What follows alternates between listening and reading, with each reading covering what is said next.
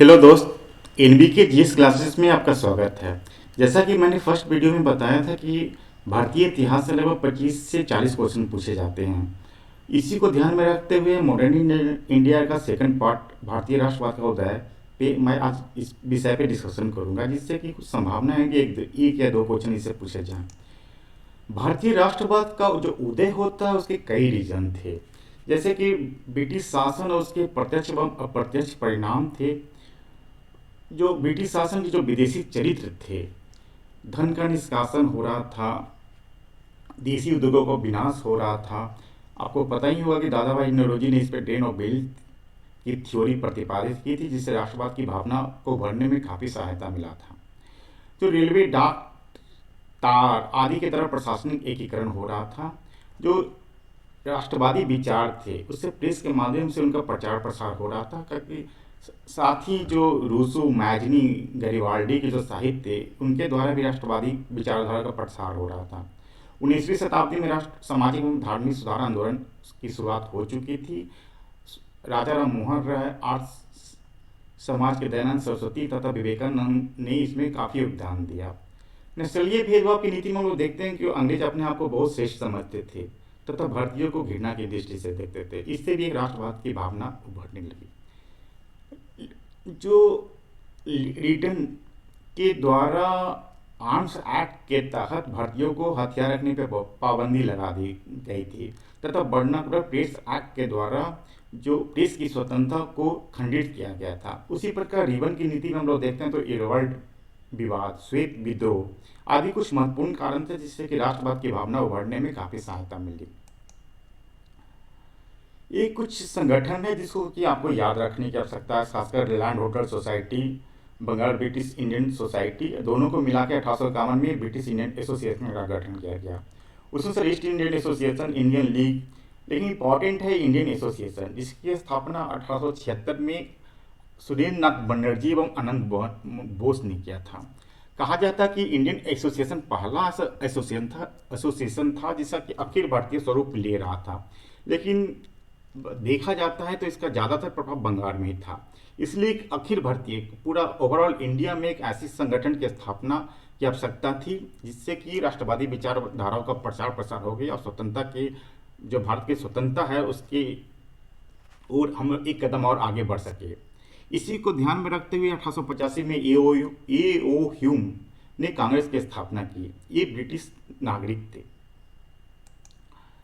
जो कांग्रेस का जो अधिवेशन हुआ था उसका कुछ इंपॉर्टेंट पॉइंट है, जिसको कि आपको लगभग 10 से 12 महीने इस पे नोट किया है, जो कि पीटी पॉइंट ऑफ व्यू से काफ़ी इंपॉर्टेंट है। जैसे कि पहला अधिवेशन 1885 में हुआ था बॉम्बे में। इसके अध्यक्ष व्योम चंद बनर्जी थे, इसको याद रखने की आवश्यकता है। इसमें प्रथम मुस्लिम अध्यक्ष जो तैयब जी रहे, उनकी याद रखने की आवश्यकता है। जॉर्ज वुले जो कि प्रथम यूरोपियन अध्यक्ष थे। उस अनुसार जो बंगाल विभाजन 1905 में जो हुआ था, इसलिए इंपॉर्टेंट है। सूरत विभाजन, जिसमें कि उदारवादी एवं गर्मवादी, एक्सट्रीमिस्ट एवं लिबरल दोनों का विभाजन हो गया था, सूरत विभाजन के नाम से जानते हैं। इसलिए इसके जो अध्यक्ष थे उसको नाम याद रखने की आवश्यकता है। 1912 में बांकीपुर, मतलब बिहार में पहली बार अधिवेशन हुआ था, तो इसके अध्यक्ष कौन थे और कब हुआ था, इसको भी याद रखने की आवश्यकता है। 1916 में लखनऊ पैक्ट, जिसमें कि दो घटनाएं हुई थी। एक तो उदारवादी एवं जो गर्मपंथी थे उनका मिलन हो गया था दोनों को, और दूसरा है कि कांग्रेस और मुस्लिम लीग में पैक्ट हो गया था, जिसको कि लखनऊ पैक्ट के नाम से जाना जाता है। तो उसमें उनके अध्यक्ष कौन थे वो याद रखने की आवश्यकता है।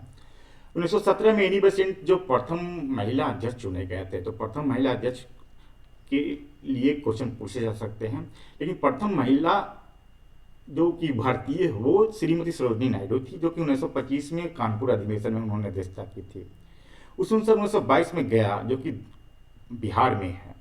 तो दो अधिवेशन हुआ था, एक 1912 में पटना में और दूसरा है 1922 में। तो दो अधिवेशन हुए हैं पटना में, इसको याद रखने की आवश्यकता है। उस अनुसार 1924 में बेलगाम, जो कि कर्नाटका में है, वहाँ पे महात्मा गांधी ने अध्यक्षता की थी।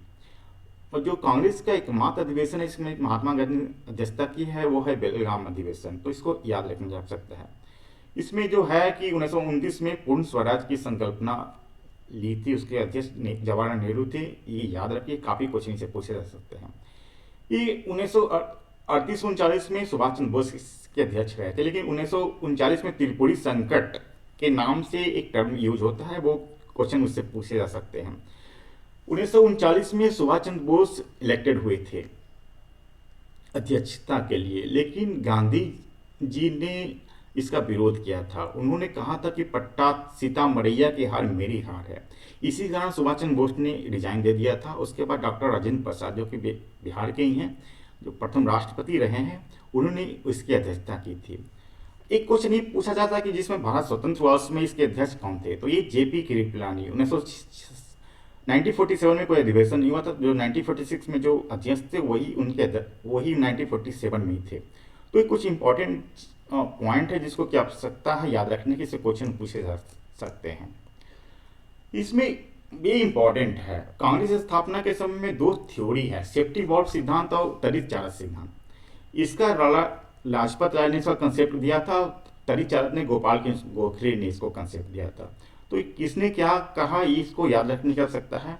सेफ्टी वॉल्व आप समझते होंगे, प्रेशर कुकर में सेफ्टी वॉल्व यूज करते हैं। तो जो लोगों का जो प्रेशर राजनीतिक असंतोष था उसको कैसे कम किया जाए, इसके लिए कांग्रेस की स्थापना की गई। इसका इन्होंने जो लाजपत राय ने 1916 में जो यंग इंडिया बुक लिखी है, इसमें इन्होंने सेफ्टी वॉल्व का कंसेप्ट दिया था। उन्होंने जो एओ ह्यूम की जो जीवनी बेंडल वन ने लिखी है, उसका उस पर कुछ गोपनीय रिपोर्ट है, उसका उन्होंने उल्लेख किया था। इसमें कहा गया था कि डफलिन जो उस समय के वायसराय थे, उन्होंने एओ ह्यूम को कांग्रेस की स्थापना करने के लिए कहा था, जिससे कि जो भारतीय का जो असंतोष है उससे कि ब्रिटिश अधिकारी अवगत हो सके। दूसरा सिद्धांत है तड़ित चालक सिद्धांत, जिसको कि गोपाल कृष्ण गोखले ने इसका कंसेप्ट दिया था। तड़ित चालक आप समझते हो लाइटनिंग कंडक्टर, अगर बिजली का ठनका गिरता है, आप देखोगे बड़े बड़े जो बिल्डिंग होते हैं, सरकारी बिल्डिंग खासकर, उसमें ऊपर में छत के ऊपर तड़ित चालक लगे रहते हैं, जिससे कि बिजली का ठनका गिरता है तो उसको उससे बचाव हो सके। उसी को कंसेप्ट में रखते हुए इन्होंने ये कांग्रेस के बारे में कंसेप्ट दिया था कि इसमें जो सरकारी असंतोष से बचने के लिए भारतीयों ने ह्यूम का उपयोग तड़ित चालक की भांति किया। तो इसी थोड़ा नाम याद रखना है किसने क्या कहा। इसमें एक छोटा सा ज़्यादा इम्पोर्टेंट नहीं है कि इसमें कांग्रेस की जो स्थापना हुई थी उसमें सरकार की प्रतिक्रिया क्या थी। तो देखते हैं कि शुरू में इसका तो स्वागत किया गया था, जिसमें कि 1986 में डफलिन ने कांग्रेस के प्रतिनिधियों का एक भोज का आयोजन किया था। लेकिन 1888 में के बाद, ये भी 1888 से ही जो सरकार की नीति में परिवर्तन आने लगा। उसी समय जो वायसराय थे डफलिन, उन्होंने कहा था कि कांग्रेस अल्पसंख्यक वर्ग का प्रतिनिधित्व करती है। ये कर्जन के द्वारा कहा गया है, ये इसको याद रखने की आवश्यकता है। कुछ जो भारतीय नागरिक थे उन्होंने भी इसका विरोध किया था, जैसे सैयद अहमद खान, राजा शिव प्रसाद। ये इनका अहमद खान का जो एसोसिएशन 2 है उसको याद रखने की आवश्यकता है। इस पर क्वेश्चन पूछे जा सकते हैं। अब है हम बीपीएससी का पीटी की तैयारी कर रहे हैं, तो इस पे क्या है कि बिहार में राष्ट्रवाद का उदय, भारतीय राष्ट्रवाद का उदय कैसे होता है, इसकी जानकारी आवश्यक है।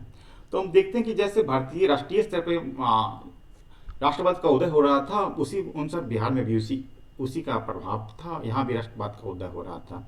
बहावी विद्रोह जो है वो बेसिकली ये मुस्लिम समाज सुधारण आंदोलन था, लेकिन उन्होंने सोचा कि जब तक विदेशी शासन का प्रभाव भारत पे है तब तक उनका सुधार नहीं हो सकता है। इस बहावी विद्रोह का प्रभाव बहुत ज़्यादा बिहार पे था, इसलिए जो राष्ट्रवाद का उदय है उसमें इन्होंने प्रभावी भूमिका निभाई है।